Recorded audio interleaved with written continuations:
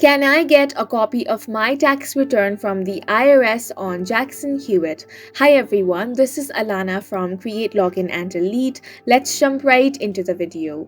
You have two options when requesting a copy of your tax return you filed with the IRS. You can request a free transcript or order an exact copy for $50. Your free tax return transcript shows most line items from your original return. Transcripts are available for the current and past 3 tax years. Most lenders will accept transcripts instead of the exact copies.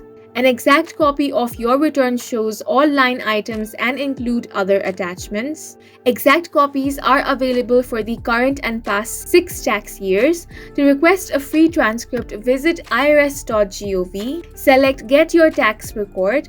Then here you have two options. One is Get Transcript Online, or the alternative to requesting a transcript online is to click on Get Transcript by Mail option.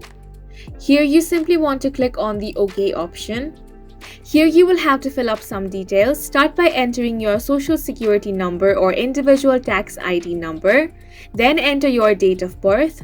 Now enter your street address and then enter zip or postal code. Then you want to click on the Continue option. After that, follow the on-screen prompt.